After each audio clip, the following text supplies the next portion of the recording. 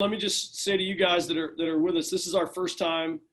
Give me your year, Carrie, that you graduated. 2004. Christy? Oh gosh, 1999. Okay, so we have 94, which means you're the longest standing one on the call. We have 95, and then we have, what'd you say, Christy? I graduated in 1999. Yeah. Yeah, so you guys were certainly here when, I think it's safe to say, Gio, that Texas Tech was just beginning in soccer. But we refer back to you guys all the time because there's not a, I think, more blessed program right now than ours in terms of the support we're getting and the facilities that we play in and the fact that the school has done such a great job. And it's just an amazing setup that we have. But you don't just land there, right? Like players like you three had to come early and be like, I want to go to Tech and I'm serious about soccer and I want to win and I'm going to do everything I can, despite the support we get now isn't what you guys had. So it's super important to us, whether there's 3 of you here or the 100 and something that we had at our reunion, which by the way was phenomenal, that we stay connected to you because we want you to be proud of what we're doing. We want you guys to get to know Kirsten Davis and Charlotte Teeter today. And we really want you all to feel that your labor of love did not go unnoticed or unappreciated, because where we are now, part of our story is that we didn't have a proper stadium back then and y'all still kicked butt. And y'all had some really good years in the early days, really good.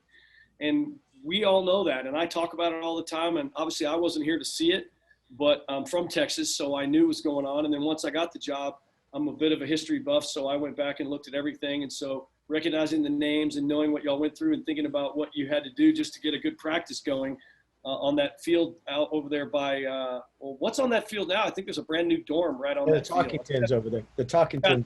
Yeah. You'll be happy to know the best dorm on campus is now where you guys used to practice. So this is great. And we're excited to have you guys here. And we certainly at the end will be open for any questions that y'all might want to ask. So feel free to do it, especially if it's our 2 players here. Let me tell you a little bit about these 2. I know Gio's going to do some talking, but can I talk about them for a second, Gio? I think this is actually better. I think you should talk about them, maybe even interview them. I think it's really. No, you're going to interview them. So I don't know how your screen is set up, but Charlotte Teeter, who's right there, she's going to give you the guns up. Charlotte is a junior, and she's from Atlanta, Georgia, and she's the first Atlanta girl that we've had here. I ran into her dad at a recruiting event, actually in the restroom, and he had a T-shirt that had the name of the church that I used to go to in Atlanta on his T-shirt, and we connected. And I was watching his daughter anyway, but that's how we kind of made the connection. And then Charlotte's been here for 3 years. She's been a starter all 3 years. She's a tremendous leader and a great student, and is really emerging as one of our top kids on the team, and is a kind of a badass, like really physical and great in the air, and loves to tackle and is afraid of no one, even on our own team. People shy away from her when she comes around. So this little thing that you're seeing from her right now, do not fall for it.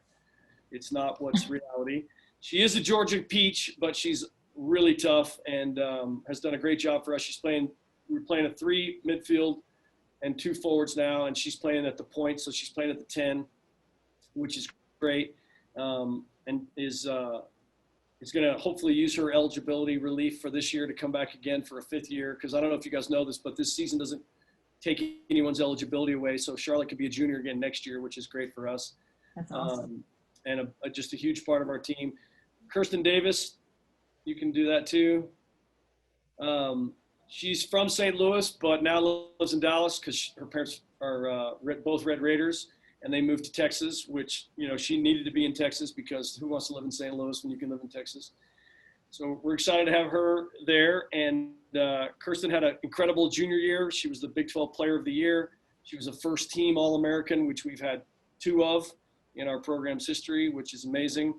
She scored 16 goals if you don't count DU, which makes 17. And they're also an awesome student, has been with the national team a bit and plans to go back there. I think they both have an idea of maybe playing soccer after college, which they should. And tremendous students. I think Charlotte's in our business school, and Kirsten just dropped a class, so that's a good comparison. No, I'm just kidding. But the leadership that these 2 provide is huge, and I will tell you that probably the best thing about both of them has nothing to do with soccer. They are extremely humble, like disarmingly humble. Like Kirsten hates the fact that I just went through that whole thing about her, and her face will turn red here in a second. But also Charlotte's the same way. They are really, really top players in the Big 12. They're feared by our opponents, but you wouldn't know that by the way they treat everyone. And so we wanted these two because I feel like we've got a lot of players like them, but maybe no two more emblematic, I should say, of what you want to say. Well, there's a Red Raider. Yeah, I played there too, Kirsten. And you're really proud to see the way she carries herself and the way they train and the way they commit to fitness and lead teammates and lead this locker room. So these are two great examples of players that we've been able to recruit here, and they make me better every day. So there you go. So Tom, we could go through your spiel. So we've got on here. So first, tell the group how you guys are handling all the health procedures and what you have to go through every week. We're hanging on for dear life, basically. Our ladies are really well behaved in terms of what they let themselves be exposed to. They're, basically going from their apartment to class, some to church, and then to practice. And unfortunately, class and other gatherings like church gatherings sometimes can be a little bit risky, but we got to go to class. And so our protocols are great. The team's following them. We've had very limited positive cases. I think we're up to 4 now over 10 weeks, which is fantastic. And in 2 cases, we don't even know how they got it because the other ones were easy to figure out where they went. One went home for the weekend and came back, probably picked it up there. But that has not been the big issue. The big issue is, if you're following the news, is this thing called close contact, which means that if you have it on a sports team, everyone you live with, there go the lights, everyone you live with immediately has to sit out for 2 weeks. So that's been the hard part for us. We lost half the team last week when 2 players got tested positive after 8 weeks of all negative tests. And we lost 7 or 8 players, including all of our goalkeepers, which meant we had to postpone last week's game. So the close contact status is the hardest because players that don't have it have to sit out just to be safe. That's the city of Lubbock. That's the NCAA. That's the Big 12. That's Texas Tech. There's nothing we can do about it. So we're handling it the best we can. Our medical teams are awesome. And we test 3 times a week. Once a week, the doctors test us. And you'll laugh at this. The other 2 times a week, we have to do it ourselves. We have to stick this thing up near our eyeball and swirl it around and then put it in a test tube. And then they send it off to the lab. And then we find out what's the deal. So, we test Sundays, Tuesdays, and Thursdays. And it's been difficult, but they have really handled it well. I think it's been harder on those girls that have been close contacts that have had to sit out when they don't have it, certainly, than the ones that have had it who have not had any symptoms and have come back fine after 10 days. Hey Tom, how's this challenged you a little bit? Because you're not a particularly patient guy. What are you saying? I'm saying, how have you how you personally, how has this changed you as a coach and in your style and everything else? I think the truth of that is I'm still impatient. I'm still the same coach at practice. These guys can either say that or not, but where it's really changed for me is getting all this time on Zoom, which everyone complained about, and all this time listening to them talk about their worries about COVID. And I'm surprised we got Kirsten on the call because she's usually hiding under her bed, but it's listening to them talk about that, and then all this social unrest we've been dealing with around the country, and athletics is right front and center with that. Is just watching these girls navigate it and being so proud of who they are and really reminding myself who they are as people as much as these tremendous athletes. So I think if anything, it's just kind of made me stop and appreciate them as young women first. We always have. I'm really pretty close to these 2, but even the team as a whole, we've always appreciated who they are off the field, but this has really emphasized that and made us take a step back and be like, man, I would not want to be 19 right now. This is not an easy time in the world, in our country, and with the medical issue. Like, nobody's seen this before. And as a parent, it's worrisome about your kids, right? But now I've got 35 or 32 players that we're worried about. So that part has been great, and I think it's made us take a breath and really just appreciate what they've had to go through to be ready to play this season, because our girls have worked their tails off in basements and backyards and Rush Park and Rush Elementary. They've just been doing everything they can just to play soccer because they love it. Hey, Tom, I know, because so these three don't know that I often sit here with you guys in soccer, and I know you've been really pointing towards what we can expect this year. So tell us a little bit. You told us about these two that are on the call, but what are some other things we can look forward out of your team this year? Well, I think there's two versions, right? There's three versions. There's the team with everyone healthy, and we're as good or better than anyone in the conference and the country. I mean, we could play with anybody. There's the team that has 2 or 3 people out and, a couple close contacts out, and then we kind of come back to the pack like everybody else does. And then it just comes down to grind and work and fitness and organization and discipline. Can we get a player like a Jen Rose to play up to a level that wouldn't be demanded of her if everybody was healthy, but it's demanded of her now. And, players like that are stepping forward. And then there's the one where, you lose your goalkeeper, your All-American center back, and your top forward, and then it's just survival, right? Then you're just playing for ties and points and trying to sneak games out at the end. You have to change your tactics a little bit. But so far, everybody's stepped up when somebody has had to step out, and it's a really, really fun team to coach. I thought last year was one of the most fun years I've had in a long time, and this year is shaping up to be the same. But we're also looking at the short term and the long term. The short term is there's a Big 12 trophy out there for the team that wins the most points in a 9-game season. And then there's the idea that we get 8-9 games for free, and we could come back next fall and contend for anything, and hoping that this COVID thing is passed on and we can just be ridiculously good, because then our freshmen will be here, and there's a couple of outstanding elite players coming here next fall as well. Hey, what maybe a lot of people don't recognize, you sit on a lot of national committees, you're on the calls all the time. Well, what was the talk about? I mean, is there a chance there be an NCAA championship of some sort this year? Well, the NCAA, because the Pac-12 and the Big Ten, turned tail on everybody, they're trying to give them something to look forward to. So the NCAA is telling us there might be spring soccer, and it might count, and they might have an NCAA tournament. But as soon as they said that, they told us, well, it'll just be a 32-team tournament. Well, you guys know from following women's college soccer, there's 300-something teams. You can't have a legit tournament with 32 teams, because that's all the conference champions, which, no offense to some of our colleagues that coach in other conferences, but if Texas Tech finishes second and we don't get in, and some team that we would beat 8-0 gets in, a 32-team tournament just doesn't seem fair to anybody. Now, if they go to 48, then the Big 12 and the SEC and the ACC and the Big 10 and the Pac-12 will fight over those extra spots, but it's still 32 automatics. So I'm not a big believer that the NCAA is going to be able to pull it off, if you want to know the truth. But if they do pull it off, heck, we're in. Let's go. We'd love it. Yeah, how would that work? If does that affect you guys? I mean, because you guys always play in the spring anyway, right? So does it cause that big of a hiccup if you had to do that in the spring? No, I think our girls would love it, right? Even if there was no NCAA tournament, there'd be like 9 real games as opposed to 5 that don't count. Yeah, our girls would jump all over that. Yeah. Yeah. So and who doesn't want to coach all year? And I know you're disappointed too. We're not going to have the huge throngs at the Walker this year because of 25%, which I know you don't like this number, but I think leaves us at like 427 fans possible. So it takes a little bit away from what we have built here, right? A home field advantage.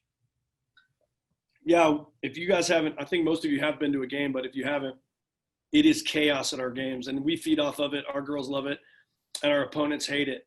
So it's a really fun environment, but this will kind of be an interesting test, 400 people. We know they'll be close to us. They'll be families and friends and a little bit of the soccer community. So nobody gets any more than us. I mean, Texas has a big track stadium that they play in, so they actually can allow the most players in or the most fans in, but they're like 200 yards from the field. So we don't expect, even if Texas has a big crowd, it'll be very impactful. We play them here, so we're not worried about that this year. So, hey, Kirsten, you were the first person on the call, so I'm going to talk to you. So Tom talked about your accolades. Of course he was. For you, how's it been during this time away? How are you able to keep yourself motivated and kind of locked in while you weren't with your teammates all throughout the year? I think one of the most important things was to just stay connected with everyone, because they're like, we're all each other's family. And so just staying connected and knowing that the end goal, like, we're not going to be apart forever. So just knowing that, like, looking at the end goal of that we'll get games in a season eventually, just kept me motivated to know that I just need to keep working and do what I love to do and what I know what to do. How much did you how much news did you watch? You just try to avoid a lot of that? You just try to just worry about your own? Yeah. situation? Yeah, I don't really pay attention to the news. I just focus on what I can control and what I can do. Hey, you guys did some great videos, I thought, during the time away. Is there anything, did you have a personal favorite or something that you or your teammates did? I like the ones where we imitated our action pictures from games. I thought that one was the most fun to make and fun to watch when it was all completed. For you, was there, as a leader, and you're looking at that, you've got a little adversity, right? That you're only going to play a conference season, and you guys had so much to look forward to this year. How much does your team look to you as a leader in this situation, and how do you try to keep everyone motivated? Well, I think all of us are in the same boat that we just wanted games. It didn't matter who it was or where it was. We just wanted to be able to play again and not just play each other. And so I think just having everyone see that the importance of that we're able to play games and we're lucky to play games. I think that just helped everyone be motivated and know that there was a light at the end of the tunnel, and we had an extended preseason. But I think that also brought us closer together because we were able to spend more time and work on things that maybe we wouldn't be so specific on if we had our regular preseason. What are you seeing right now? You guys have been practicing. You got a game Friday. What have you seen out of the team? Well, I think the dynamic of our team will be very similar to last year's. We have a couple new freshmen, and they fit right into the team. And I think that we're going to have a great year, and everyone fits so well on the team this year, and we all get along and our sisters. So I think we'll have a really good year. What was it about Coach Stone when he and Charlotte, you can be prepared for this question, guys. What about Coach Stone? What was your initial impression about him that made you think, hey, this is a guy I want to come play for? I love Coach Stone, so I know I'd want to come play for him, but just interested from your perspective. Well, I really like a coach that pushes me and isn't afraid to get on me when I make mistakes. I think I play better sometimes when I'm a little frustrated or on edge to a point. But yeah, like when I knew that how serious he was, and he didn't care if he had to get in your face and during a game if you messed up. And I think that really stood out to me. Coach Stone, you got a question for Kirsten? Anything that you want her to talk about? I think he's muted. I would like to ask Charlotte when the last time I yelled at Kirsten was. About to say. I don't know if he yells at you very I can think of a few. Those stay in my head. Yeah, because you have a long memory because that was your freshman year. Sure. One time after, sugar, I don't remember what game it was, but Kirsten came to me and she's like, Tom's mad at me. I was like, really? Like, sure? And I was like, anyway, she was new to the club. I was like, be a part of it. Welcome to it. Okay, well, I also mean more in general. Like, he's obviously not afraid to tell us if we're not doing good during a game. Like, keep the whole team and push them, like, all together. I think That's very true. Hey, I know Coach Stone doesn't let you eat cake or cookies or anything, but I got to be part of a presentation, right, where you got a cake. That seems like 10 years ago when that happened inside the indoor track when I think it was for All-American, right? Is that when that happened, when they surprised you with a cake? How cool is that for them to recognize you as an All-American, all your teammates there and that surprise? Oh, I thought it was really fun because I had no idea at that point too. So like I thought we were just having a team meeting. So I was like, oh, I wonder what this will be about. And then just having everyone there, and I mean, like everyone says, you can't do it without your team. So I'm glad that everyone was there. And unfortunately, I'm gluten-free, so I couldn't eat the cookie cake. Yeah, I kept waiting for Laura to cut it, and then she said, hey, Tom doesn't let us eat cake or cookies, and so I just watched you guys leave with them, and so I never got to. Okay, so you alumni will appreciate this. These girls can tell you, what's the one occasion a year that we're allowed to have dessert after dinner? They don't even know. They should. Big wins. After big wins, sometimes we'll get Pizookies from BJ's. That has happened, but what's the tradition of? Kirsten's been there for, I mean. I don't know. I'm trying to think. We always get dessert when we are in the NCAA tournament. We go to dinner on the road. Yes, we do. I'm glad you remembered that. That's so impressive. Okay. I do remember the Pizookies. Oh, I remember that too. Well, we beat West Virginia on the road. You got to have a Pizookie. We did deserve that. That was fun. We were the first team in the Big 12 to beat West Virginia at their place after they had won like 4,000 in a row at home. So that was a pretty big deal. You guys got some dessert after that? Yes, we did. I thought I remember somebody telling me that y'all got some dessert after that. So, hey, Kirsten, we just heard Charlotte say, "Oh, sugar," and I know that that's for her. That's like her an expletive for her, right? She doesn't normally talk. That's as bad as she's gonna get, right? Yes. She does say. She does not swear or cuss or anything. So when she says, Sometimes it may slip. She's being I've heard nice. it. I've heard it. "You've heard it before, Tom?" Yes, I have. Kirsten, what kind of teammate is Charlotte? Oh, she's one of the nicest and sweetest teammates. And she was one of my first friends at Tech 2 because we still talk about it to this day. At one of the elite camps, we were put together and we were just like talking. And then ever since that day, we'd been friends. And when we were both still in high school, we texted and communicated and stuff. And so she's one of my longest friends here and one of my best friends. Thanks, Kirsten. Same with you. I think that's a fun and a funny conversation because you've got these alumni on here that did not have that feature of social media and texting each other in a big, massive group when they were here. So like you guys got to know each other better through camps and social media. And oh, look, it's Kirsten's birthday. Oh, look, Charlotte's out of town with her parents. And these three are looking around like, yeah, no, we didn't have that. They had to make it all happen, face to face, which is powerful. But y'all did have the added advantage of getting to know each other a little bit before getting here. So that's cool. And Carrie had to leave, Tom, but she texted there and said she had, by the way, but she appreciates that and she'll watch the recording. I'm going to turn to, speaking of one of the alums, Christy, before we talk to Charlotte. And Christy, you were the first ever Texas Tech soccer player inducted in Texas Tech Hall of Fame. First of what we're going to soon to be many. And Tom's always honest about, because he hasn't been here long enough, right? A lot of his players coming through, but take us back to that weekend and your family was there and what that meant to you last year. Oh, it meant the world to me, honestly, because, you kind of grow up playing a sport and then your goal is to play college soccer and you go and then, I don't know, like I'm not going to age myself, but a lot of years later, someone calls you up and says, hey, we actually thought you were kind of good. Can we honor you? And Love that. and it was just one of the coolest things. I really have no words for it. And to be able to, I have a 12-year-old boy and a 10-year-old girl, and to be able to show them what hard work gets you was just amazing. Best thing ever. I was thinking about you when Tom was talking about Charlotte, because everyone's talking about how hard-nosed you were as a player. Your teammates were saying that. And so Still am. is that something for your kids to get to hear that too from your teammates and others? Like, hey, Tom used the term badass. I'll use it again. Mom was kind of a badass back in college. Yeah, and it still comes out today. I mean, when I work out next to somebody, I actually worked out next to Tom's wife when I was in for the weekend. And I mean, every day I go as hard as I can for as long as I can. And my kids know that. And watching my kids pick up that work ethic has been a really cool thing to see. How proud does that make you as an alum to see the success that Coach Stone has built here with soccer and all the changes that have happened here on campus?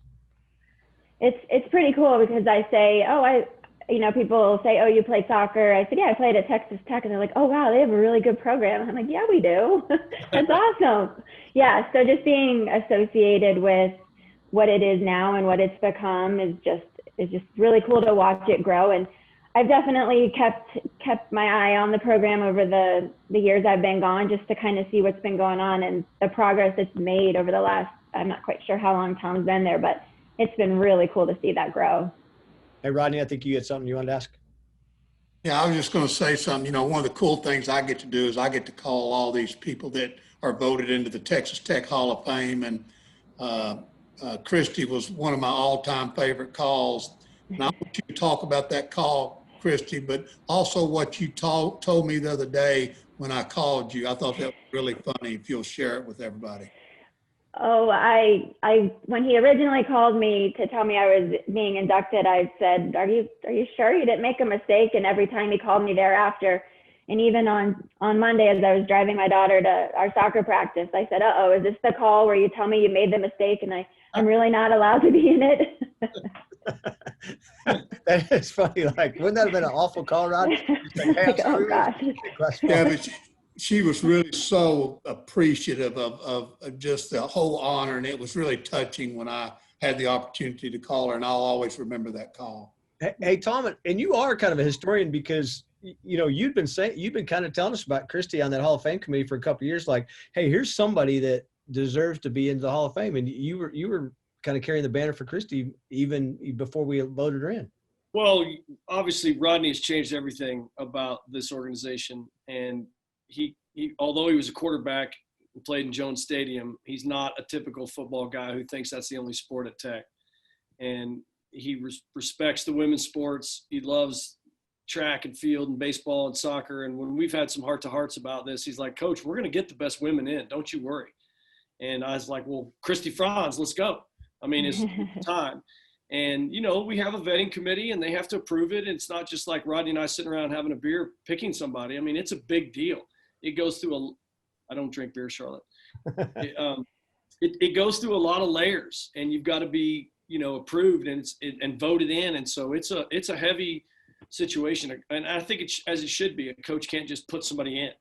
And so when he told me the news, I was so happy for you, but I was happy for the program because you were the beginning of the players that became Charlotte Teeter, Kirsten Davis, Jaylene Hinkle, Jessica Fuston, Janine Becky. Like, you were the beginning of that list. And so if you don't get in, who the heck's getting in? You got to be first. And you're such a good example. You talked about their humility. I was struck by that when I first met you.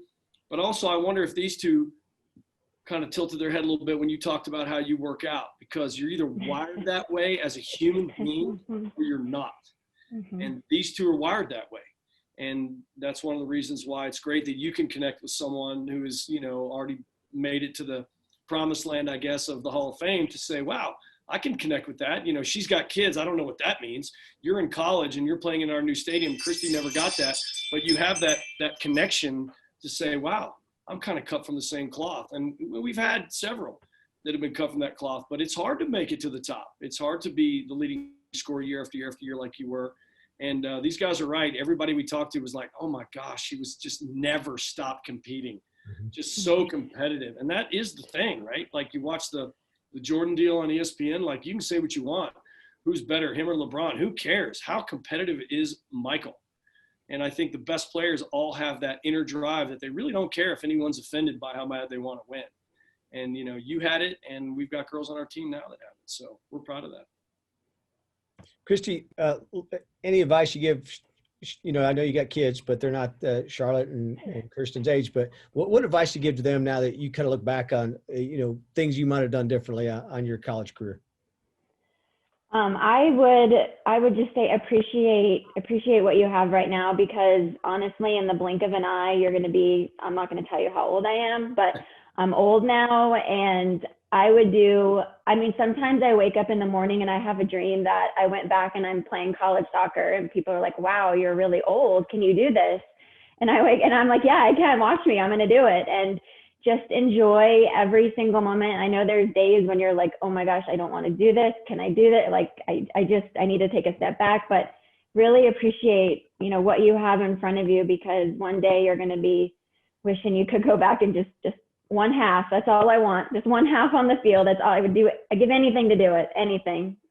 Tom, I think she can still do it.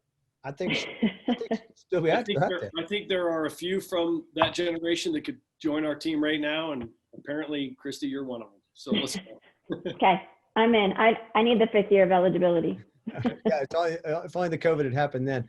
Yeah. Hey, so Chris, if you ever hear from Rodney again, answer the call. He's not going to take that away. You're in. It's okay. It's a done deal now. So all right, good. I have the plaque, so I'm not giving it back. Don't send it back. Just refuse to send it back. Charlotte, you've been waiting a long time too. So Tom talked about, how crazy is that he sees your dad in the T-shirt. But what was it like for you to come from Georgia all the way over here to Lubbock, Texas? Well, I'm not gonna lie, I hadn't heard of Texas Tech before I came to visit. So when I first received the email and my dad told me about his conversation with Tom, I was like, Lubbock, Texas? Where is that? And so I just kind of did it. It was my first visit, and it felt like home right away.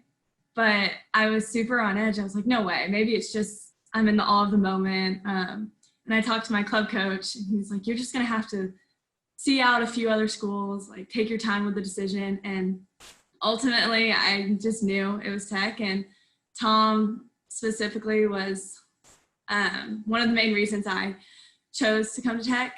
I think his character and the way he spoke of the girls and his team was super encouraging. And then when I came to visit in Lubbock, I met the girls. We went and ate at the Rawls Golf Club, and I think maybe 10 or 12 girls, I don't know, there was a ton of them.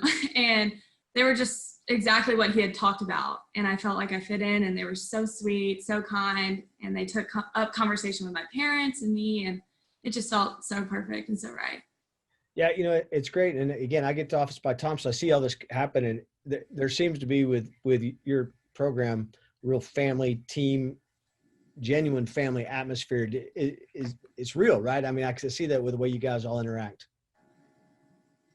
Absolutely. I think this is one of the closest teams ever in my entire life. Well, I know for a fact it is the closest team I've ever been a part of. And I've spoken to many of my teammates from back home, and no one really, their experience just doesn't really line up with the one that I have at Tech. And it kind of is disappointing for me for them, just because I'm so happy and I'm so content with my teammates and my coaching staff and our support staff like Laura. I just feel as if we're all such a family, and I know I could go to them with anything. And I don't know, I just feel so supported and protected that I'm just very grateful for everyone. I'm gonna ask you the same thing. That's Kirsten. Talk about, you get to watch Kirsten, you get to practice with her. What kind of player is she? What's your scouting report on Kirsten? My scouting report. Well, Kirsten is definitely one of my favorite people to play with. She talked about when we first met at camp, and Tom, when he recruited me, was like, you have to meet Kirsten. You're going to love her. And so we kind of just met because he forced us to. He kind of put us together on the same team. And we're like really awkward at that time. We're like, hey, like, how are you? And then we just immediately clicked, like off the field, but also on the field. She is the hardest worker I've ever met. Like, absolutely. And she's so humble. I can't even describe it. I've never played with someone as good and as talented as she is, and also so humble. And she's just always checking on me, especially during COVID, almost every week. Like, hey, how are you doing? Like, hey, what are you doing for this run? Like, what are you doing to work on, blah, blah, blah. And so she's, in the kindest way, holds me accountable, and just is really one of the best teammates I've ever had, for sure. What are your thoughts on this team? I know you guys were disappointed not get to play last week, but what are your thoughts as we head to play Baylor on Friday, hopefully? I know I'm super excited, and I know every single one of us is just biting at the bit to play someone other than ourselves. Our tackles are starting to get a little harder, and I'm like, we're just dying to tackle somebody else, honestly. I think we're just really excited, and I think we know we have great capabilities. Our team has so much depth, and we've had to step up through COVID. And I think that's going to be one of our biggest assets, is that everyone is super eager to play, but also has had so many reps due to people being out that we can put, honestly, like our whole lineup in and hopefully run people to the ground. Hey, Tom, when you hear these two talk, and you're always talking to, when you and I talk about your team, you're always like, I got great kids. My girls are great. What does it make you? I mean, when you see them in a situation like this, we could try out a lot of your team and they'd be equally as impressive, but it's got to make you proud, doesn't it, to watch these two? Yeah, it does. They are special people, and they've got great families, and they are just sweethearts off the field. But I think the best part about being their coach is that they've allowed me to know them. Some players are really keep it inside, and it's the distance is unavoidable, but they've let me know them a bit, and I know their families pretty well, and that's up to them, right? Like, I can't force that on them, but they know we're invested in their future, and they're invested in our program. And I can guarantee you they're loving the fact that even though we have a small group here, they got to see and hear from players that played here back when it wasn't as well supported as it is now, because it helps them appreciate what it is that we've got here. But, they're great in the classroom. They're going to be successful. Charlotte and Kirsten will be successful out of soccer. This is not two soccer meatheads who that's all they care about in life and that's all they'll ever be. They'll be great career women. They'll be great players. If they want to be pros, they'll be pros. They'll be great wives and they'll be great moms and they'll be great at whatever they do. So yeah, I mean, we've got more than two that represent our program, but I don't know that we have any two better to represent our program while they're at Tech and then when they go out in the world. I want Charlotte to be an executive in Atlanta somewhere, wherever she decides to be, although she's kind of loving West Texas and might want to stay here. I just say she might be in Brownfield or Levelland before it's all said and done. I think Dallas is probably more her style eventually, but for someone to go, hey, that woman's impressive. Where did she go? And they're going to go Texas Tech. And that we love that. We love that about these two and about all of our girls. And I just think that it's just a great time to be a Red Raider on this soccer program. And, these two are pretty special. Hey, Tom, how are you going to feel on Friday night? I know we got I don't even know are you done testing? Are we pretty sure we're going to, Tom just got up and left. Are we sure yet we're going to play Friday? Is there any chance that gets moved? But because Baylor still have to hope that Baylor gets through, but what are you going to go through personally when we go, okay, we're playing on Friday? Oh, I think I'm just going to be happy to watch them play. Like, I mean, we're so competitive and these two are good examples. Like we are just uber competitive. We're not like Christy would be right at home. We are uber competitive, but I think that there's going to be a time that I'm just so happy to watch them play soccer against an opponent and happy that they've done all the right things to give themselves the best chance to be in a game and just to play the game they love and represent their university. I think it'll be special in that regard. And then next thing you know, we're going to be in the season, and I think that'll fade a little bit. And it'll be like, hey, wait a minute, there's a trophy at the end of this thing. How many games can we win?